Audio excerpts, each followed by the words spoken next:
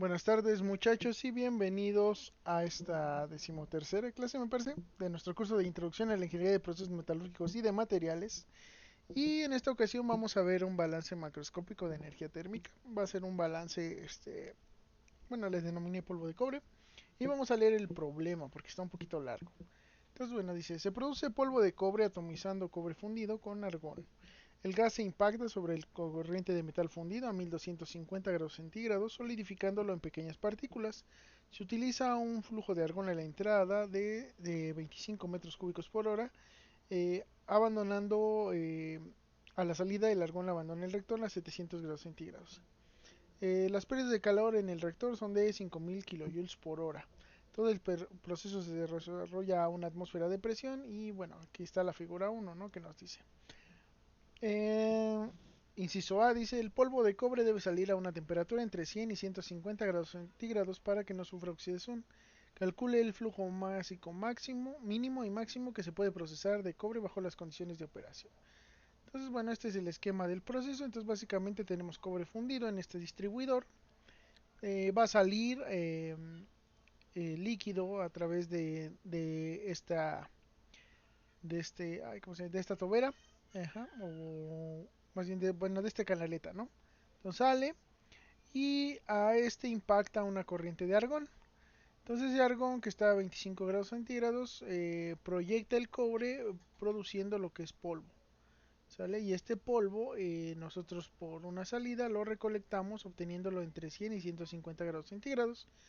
El argón, como transfiere calor con el cobre, pues se calienta dentro del reactor, saliendo a 700 grados centígrados. Y bueno, hay cierta cantidad de pérdidas de calor en este proceso, ¿no? Entonces, ¿cuál sería nuestro sistema? Pues este de aquí abajo, ¿sale? La entrada de cobre líquido, la entrada de argón, la salida de argón caliente y la salida de cobre solidificado, ¿no? Entonces, bueno, una vez que termine eso, aquí vamos a seguir leyendo. El flujo másico de cobre se controla mediante un distribuidor usando la altura del líquido, que era lo que les decía aquí, ¿no? Dependiendo si está más alto o está más bajo, pues va a haber mayor o menor presión metalostática y por lo tanto el flujo de cobre pues se va a ver incrementado o reducido. Entonces, para alimentar este distribuidor, previamente se debe fundir cobre en un horno continuo de fusión obteniéndose a 1300 grados centígrados. Y estos 50 extras, estos 50 grados centígrados extras, ven que aquí entraba a 1250, eh, son para compensar las pérdidas de calor durante el transporte al distribuidor. Para ello se parte de lingotes sólidos de cobre a 25 grados centígrados que son precalentados mediante el argón que se obtiene a la salida del reactor. Este proceso se lleva a cabo en un horno de precalentamiento alimentado por el flujo másico medio de cobre requerido por el distribuidor. En este horno de precalentamiento se pierde 26.425% del calor que entra y los lingotes de cobre absorben el resto. El argón y el cobre logran un equilibrio térmico abandonando el reactor a la misma temperatura. El horno de fusión se funde. Eh,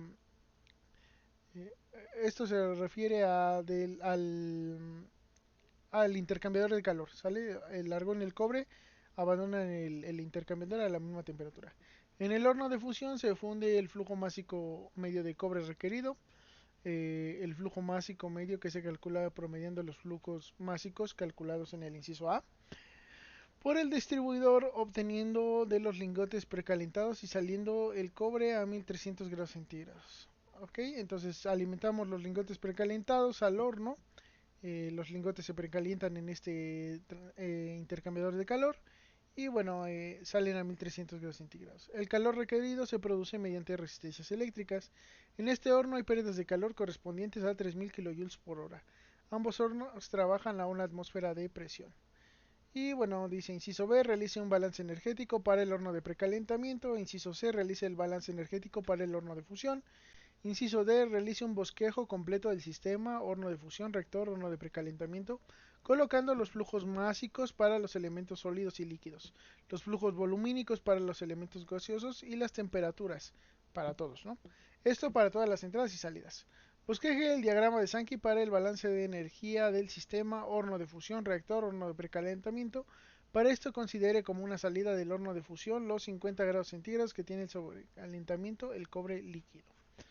Y bueno, aquí tenemos algunos datos que básicamente capacidad calorífica del cobre, sólido y líquido, la entalpía de fusión del cobre, la temperatura de fusión del cobre, capacidad calorífica del argón y la masa molar del cobre y el argón, ¿sale? Que son los únicos elementos que están en el sistema.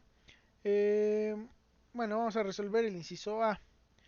Entonces, bueno, para calcular el inciso E, pues vamos a partir de conocer las entradas y salidas de nuestro sistema. Entonces, el cobre entra a 1250 grados centígrados, sale a entre 100 y 150 grados centígrados. Eso es su equivalencia en Kelvin. El argón conocemos la temperatura de entrada y salida también. Y conocemos el flujo volumínico que tenemos de argón. A la entrada, a la salida lo podemos calcular mediante la ley de gas ideal eh, para obtener este dato, ¿sale? Entonces sabemos entrada y salida y bueno, lo podemos convertir a flujo molar. El flujo molar permanece invariable, el flujo volumínico cambia porque cuando incrementas la temperatura pues se expande, ¿no? Pero bueno, ahí lo tenemos. Ahora vamos a plantear el balance de energía térmica. Entonces, bueno, para plantear el balance de energía térmica tenemos este esquema. Entonces, ¿de qué partimos? Partimos de cobre que está a 1250 grados centígrados y de argón que está a 25 grados centígrados. Entonces, nuestro primer calor que vamos a calcular es enfriar el cobre, o sea, solidificarlo. Entonces, lo vamos a solidificar hasta 25 grados centígrados. ¿Por qué hago esto? Porque esto me va a dar más información del proceso a largo plazo. Entonces, si siempre uso la temperatura de referencia, voy a obtener un poquito más de información del proceso. Lo vamos a ver al final cuando veamos el diagrama de Sankey, lo vamos a ver más claro. Entonces, bueno, enfrío el cobre a 25 grados centígrados y voy a seguir teniendo el argón a 25 grados centígrados. Después vamos a calentar ese cobre hasta la temperatura a la que abandona el reactor, ¿sale? Entonces, partida de 1250 va a abandonarla entre 100 y 150 grados centígrados. El argón permanece todavía sin tocar. La término 3 va a ser calentar el argón, ese argón que estábamos alimentando aquí. Y entonces vamos a tener este cobre entre 100 y 150 grados centígrados y el argón que abandona el reactor a 700 grados centígrados. Y finalmente, considerando las pérdidas de calor, pues la suma de todos estos calores va a ser igual a cero, que va a ser nuestra ecuación de balance de energía térmica. Ujú. Entonces en este caso, el balance de materia y el balance de energía están intrínsecamente relacionados. Porque yo no puedo calcular el flujo másico de cobre a partir de entradas y salidas? Porque no sé ni la entrada ni salida de cobre. ¿Cómo lo calculo? A partir del balance de energía térmica, que me va a dar ese dato adicional o esa ecuación adicional para poder calcular ese flujo, ¿sale? Entonces tengo que resolver los dos simultáneamente para resolver este problema. Entonces calculamos cada una de las fuentes de calor. El primero es enfriar el cobre, acuérdense, le ponemos un signo negativo con la finalidad de cambiar el punto de vista. En lugar de verlo desde el punto de vista del cobre, lo vemos desde el punto de vista del oro, ¿no? Eh, en este caso este va a ser el calor que va a ganar o el calor que tenemos disponible para hacer todo el resto del proceso. Y bueno, lo calculamos, en este caso tiene un calor sensible del calentamiento, del enfriamiento del líquido. Tiene la transformación de fase de la solidificación, acuérdense que es el inverso de la de fusión, por eso tiene este signo negativo. Y luego tiene otro calor sensible que es el enfriamiento del sólido. Entonces yo los calculo con sus CPs. Este, este lo pongo directamente. Y lo que no conozco es este flujo molar de cobre. Entonces lo estoy haciendo en moles porque básicamente pues estas expresiones están en calorías sobre mol Kelvin, ¿sale? Aquí vean que le puse en kilocalorías sobre el kilogramo mol. Esto es porque si yo tengo el CP en calorías sobre mol Kelvin, que creo que lo tengo aquí arriba, calorías sobre mol Kelvin. Si yo lo pongo en kilocalorías sobre kilogramo mol, como la relación de caloría a kilocaloría es de 1000 y la relación entre mol y kilogramo mol es de 1000 también, entonces me quedan las mismas unidades, ¿no? Entonces es lo mismo trabajarlo en calorías sobre mol que en kilocalorías sobre kilogramo mol, que bueno, en general, ¿no? Megacaloría sobre tonelada mol, ¿no? También podría ser. Entonces, son equivalentes, se pueden intercambiar. En este caso los decidí usar en kilocalorías sobre kilogramo mol, que son las unidades que plantea aquí, ¿sale? Bueno, luego de ese calor, el calor 2 era calentar el cobre. En este caso simplemente se está calentando el sólido a la temperatura a la que abandona el reactor. Le pongo el signo negativo, calculo el calor.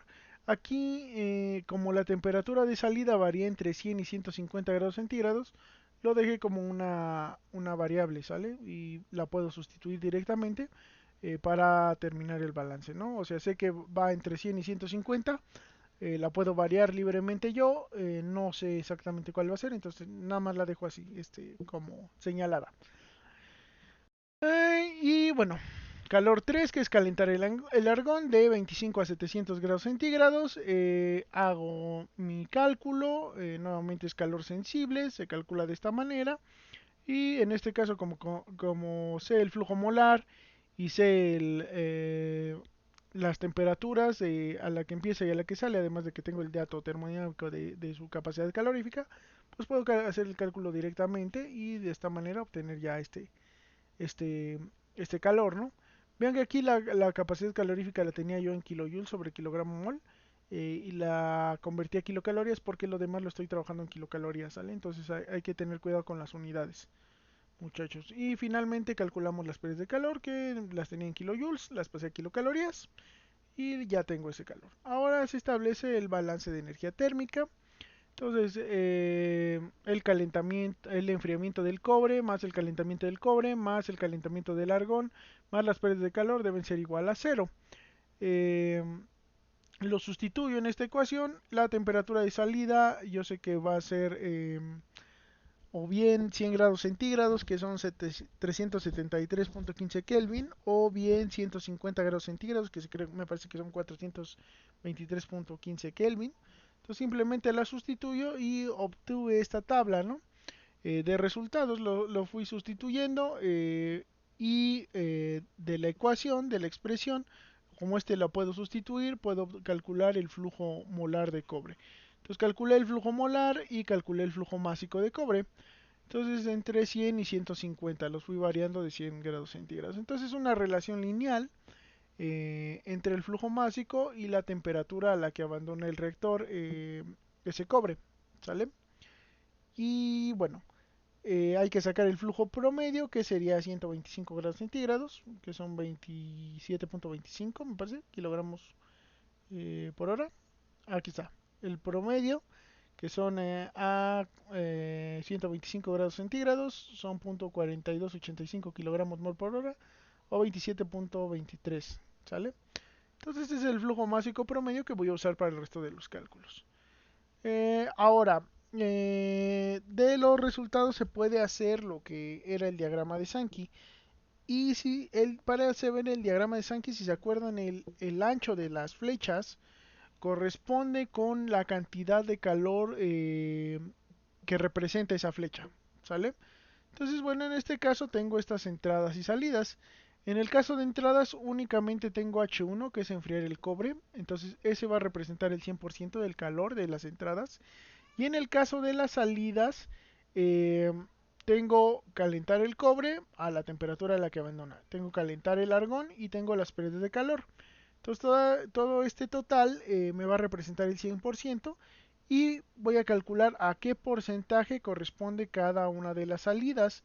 Entonces lo calculo y obtengo estos porcentajes, ¿no? Entonces tengo las entradas y las salidas, y si sumo las entradas, el total de entradas más el calor total de entradas más el calor total de salidas, debería darme cercano a cero. Entonces aquí me da un número muy chiquitito de kilocalorías, por lo tanto el balance lo consideramos que está correcto, ¿sale? Entonces hay un pequeño desbalance, pero no es nada preocupante, es correcto el balance. Después del inciso A, que era el balance para este sistema, hay que pasar al inciso B, que era el balance para el intercambiador de calor. Entonces, en este caso, ¿qué es lo que entra? Entra lingotes de cobre sólido a 25 grados centígrados, que van a estar en contacto con ese argón que abandonó el reactor a 700 grados centígrados. Entonces, el primer calor, que le llame H1', va a ser el correspondiente a enfriar el argón. Entonces yo enfrío el argón y ese va a ser el calor de entrada, ¿no? Va a ser el calor que tengo disponible para que el cobre se precaliente y eso alimente al horno de fusión. Entonces, bueno, enfrío ese argón, con lo cual voy a tener esta cantidad este flujo molar de cobre a 25 grados centígrados y ese flujo de argón a 25 grados centígrados.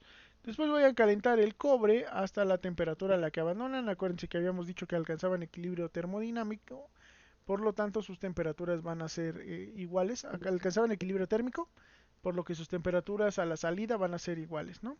Entonces, bueno, caliento el cobre, caliento el argón, con lo cual tengo ya ambas especies a la temperatura a la que abandona el reactor y considerando las pérdidas de calor, que era un porcentaje fijo de las entradas. Entonces, en este caso, como la única entrada es esta, hay que sacar ese porcentaje para calcular las pérdidas de calor.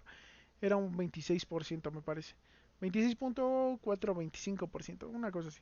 Entonces, bueno, calculamos esas pérdidas de calor y con eso se cierra el balance. Entonces, la suma de todos estos términos de calor me va a dar igual a cero. Entonces, ya una vez que lo planteo, calculo cada una de esas fuentes de calor. Entonces, el primero era enfriar el argón. En este caso, vean que esta expresión es exactamente la misma que teníamos hace rato, ¿no? Que es el flujo molar de argón en H3. ¿Dónde está H3? H3, H3. Ajá, el flujo molar de argón por la integral de 298 a 923.15. En el caso de abajo, y bueno, su CP, ¿no? Diferencial de temperatura. En el caso de abajo, yo tengo el flujo molar de argón por la integral de 973.15 a 298. Eh, por su CP, claro, diferencial de temperatura. Entonces, bueno, vean que este justamente va a ser el inverso del que calculamos en H3. Por lo tanto, ya lo tenemos. Eso hay que tenerlo muy en cuenta cuando tenemos sistemas interconectados, porque muchas veces vamos a poder hacer esa correlación entre lo que sería el calor de un sistema con el calor de otro sistema. En este caso vamos a poder correlacionar el calor de lo que sería nuestro reactor para la producción de polvo de cobre con el calor que está recibiendo el intercambiador de calor. Entonces este es el mismo, simplemente cambia de signo.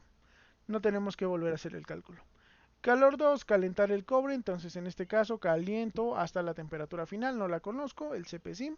Lo sustituyo y obtengo esta expresión, ¿sale? Y el calor 3, que es calentar el argón, nuevamente es calor sensible. Acuérdense, siempre le estoy poniendo un signo negativo al cálculo que hacen tradicionalmente, porque estoy cambiando el punto de vista, ¿no? Eso es algo que se tienen que acordar. Este sería el calor que gana el argón, pero ese calor lo gana a costa de que el sistema lo pierde. Entonces, para verlo desde el punto de vista del sistema, pues le pongo un signo negativo. Entonces, caliento ese argón, calculo este término fuente, lo paso a kilocalorías, ¿sale? Entonces, multiplico por este factor de conversión a ambos términos. Y de esa manera tengo esta expresión, la de H3. Y calculo la expresión de calor, que era un 26.425% del calor que entra. El calor que entra es únicamente H1', que era justo el calor de ese argón que estaba a temperatura elevada. Entonces calculo ese porcentaje y ya lo tengo. Entonces ahora sí paso a hacer mi balance de energía, que va a ser el calor 1 más el calor 2 más el calor 3 más las pérdidas de calor, todas primas, ¿sale? Porque es el segundo sistema. Lo sumo y obtengo esta expresión. Entonces esta expresión lo que hago es resolverla para obtener lo que es la temperatura final del cobre y el argón, que en este caso van a ser 350 grados centígrados. Para corroborar el balance, lo que hago es sustituir esta expresión en lo que son el término, la expresión para el calor 2 y para el calor 3, que es el calentamiento del cobre y el calentamiento del argón respectivamente. Sustituyo esta temperatura en Kelvin, claro, y bueno, obtengo esos calores. Entonces nuevamente verifico el balance mediante esta tabla, eh, donde nuestra única entrada es justamente ese argón que estaba caliente, va a ser el 100% del calor, y salidas tengo calentar el cobre, calentar el argón y las pérdidas de calor. Entonces nuevamente estos H2' y H3' los obtuve de sustituir, como les decía, esta temperatura en las expresiones correspondientes. Los obtengo, los sumo y calculo los porcentajes, que sería dividir entre el total, o el término correspondiente entre el total de salidas, lo multiplico por 100 y obtengo el porcentaje de calor al que corresponde. Eso es porque al final voy a obtener el diagrama de Sankey, entonces es importante que yo lo vaya haciendo.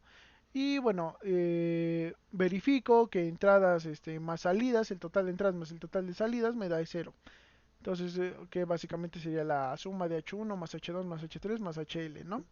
Entonces verifico y bueno, con esto se cumple el balance, en este caso sí me dio 0.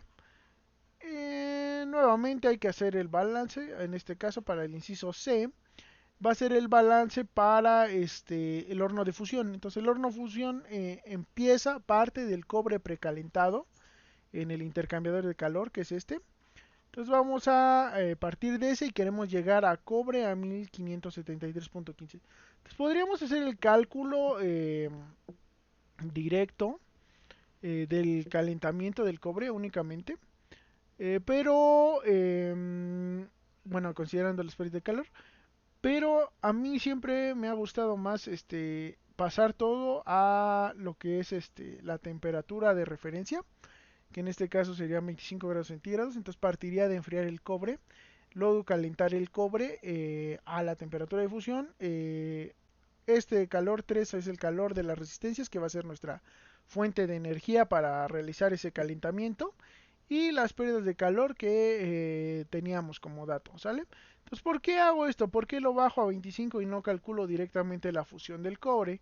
La razón es porque los sistemas están interconectados, y para conectar el diagrama de Sankey es muy importante que yo considere ese calor con respecto a la temperatura de referencia, a una temperatura de referencia entre todos los sistemas. Entonces, como en los dos anteriores yo tenía como temperatura de referencia 25 grados centígrados, en este también la voy a usar. Entonces enfrío el cobre, y si vieron este cobre que se está enfriando, eh, ¿sale? Es el mismo calor que yo tengo al calentar este cobre, ¿sale? Entonces este H2 prima es igual al H1 biprima que tengo aquí, pero con signo contrario, ¿sale? Va a ser la misma cantidad de calor. Entonces eso ya me permitió interconectar los dos sistemas, y el cálculo es más o menos sencillo. Bueno, para calentar el cobre, yo sé que este calor que tenía de enfriar el cobre a 1250 grados centígrados, yo ya lo tenía calculado, ¿sale? Que era el que yo tenía de enfriarlo, ¿no? De solidificarlo en el primer balance, que era justamente mi calor 1, ¿no?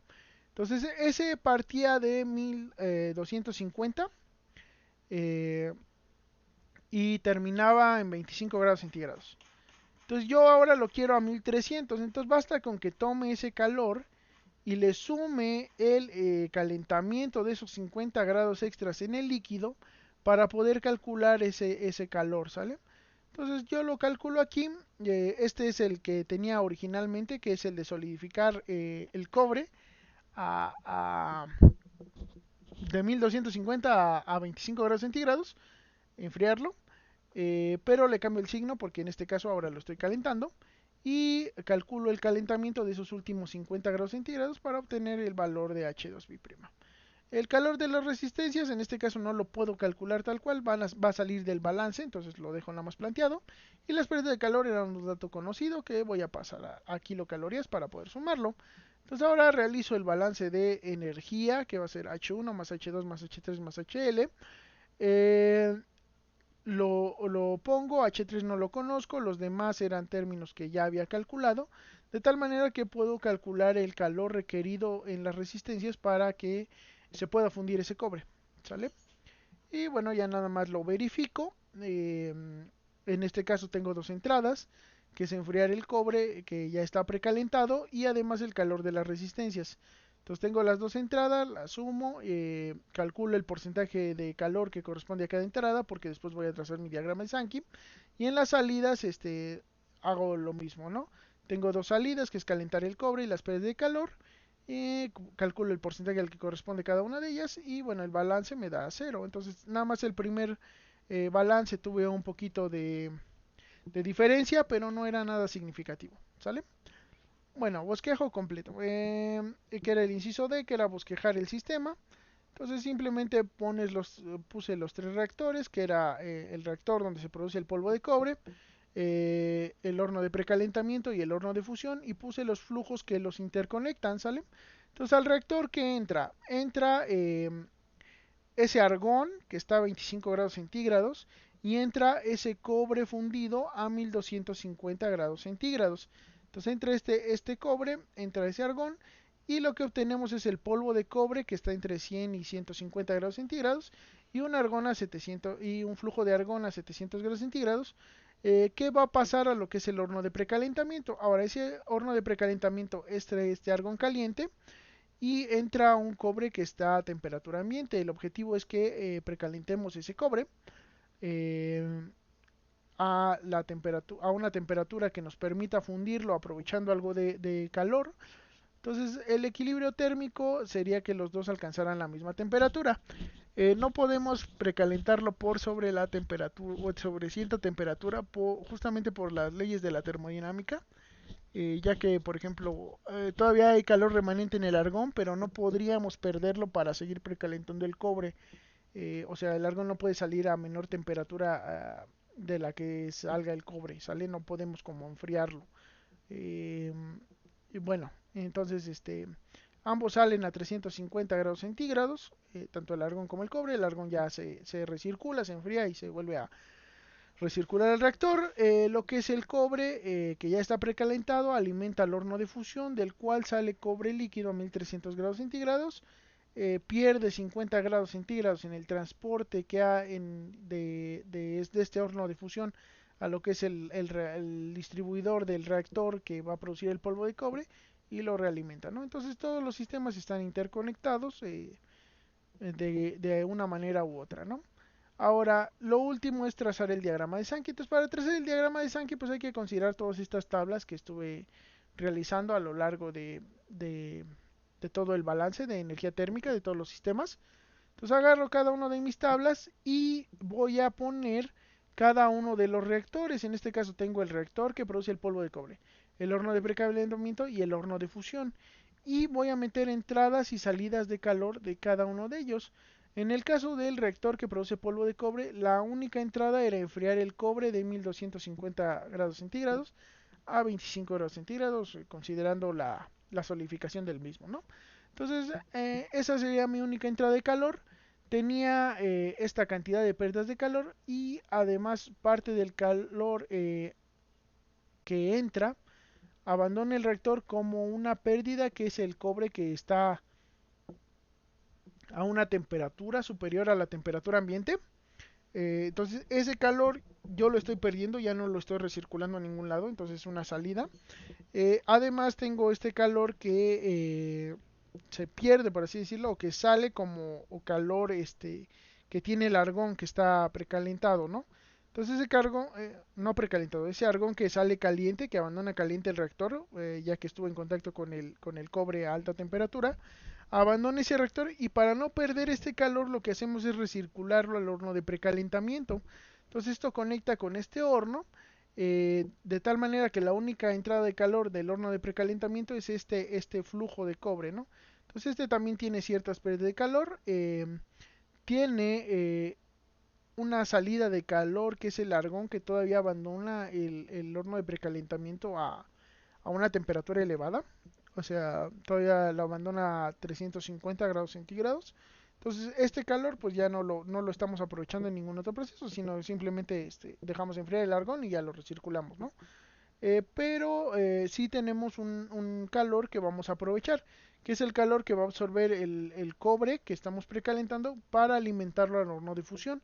Entonces en el horno de fusión, este calor que estamos aprovechando, que representa un 15% casi, nos va a permitir reducir el coste energético de activar las resistencias eléctricas para fundir el cobre. Entonces metemos este calor nuevo, que es el calor de las resistencias, y bueno, a la salida del horno de fusión también tenemos pérdida de calor y abandona el cobre a 1300 grados centígrados y durante el transporte pues se pierden 50 grados centígrados, ¿no? Que es esta pequeña salida que tengo aquí para volver a reincorporarlo a, a lo que es nuestro reactor de producción de polvo de cobre.